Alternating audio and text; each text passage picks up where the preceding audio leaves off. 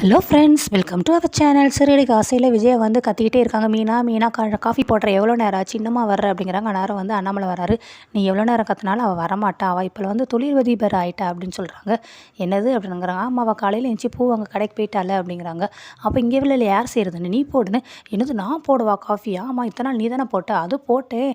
அவள் டீ தூள் எங்கே வச்சிருக்காளோ, காஃபி எங்கே வச்சிருக்காளோ, சர்க்கரை எங்கே வச்சிருக்காளோ, எல்லாம் உனக்கு தெரிஞ்ச இடத்துல தானே இருக்கும், நீ சொன்ன இடத்துல தானே இருக்கும்னே. இருந்தாலும் அப்படின்ட்டு அடுப்படியில் போகிறாங்க. ஐயோ, எது எங்கே இருக்க போதோ அப்படின்னு சொல்லி ஒன்றுனா திறக்கிறாங்க. பார்த்தா மிளகாப்பொடி தும்மல் போட்டுக்கிட்டே இருக்காங்க. ஆனால் ரவி சுருதி 2 பேர் வந்துடுறாங்க. என்னம்மா இன்னமும் ஒரு காஃபி கூட வரல, என்னாச்சு அப்படிங்கிறாங்க. எங்கே சொல்ல, அவள் அப்போதே எழுந்துச்சி போயிட்டா, டீ தூளை தாண்டா ரொம்ப நேரம் தேடுறேன் அப்படிங்க. ஆமாம், அது மிளகாப்பொடிமா? ஆமாடா, நான் அதை இப்போ தாண்டா பார்த்தேன் அப்படின்ட்டு ஒவ்வொரு டப்பாவை தேடிக்கிட்டே இருக்காங்க. அவங்க பேசிகிட்டே இருக்கும்போது அதுக்கடுத்து வந்து ரோஹிணி, மனோஜ் அவங்களும் வந்துடுறாங்க. அம்மா என்னம்மா காலையில் நேரமாச்சு, இவ்வளோ நேரம் ஆகி இன்னும் ஒரு காஃபி கூட கிடைக்கல அப்படிங்கிறாங்க. டே, எனக்கே இன்னும் போடலடா, அவள் வீட்டில் இல்லைல்லடா, நம்ம தான்டா செய்யணும்னு.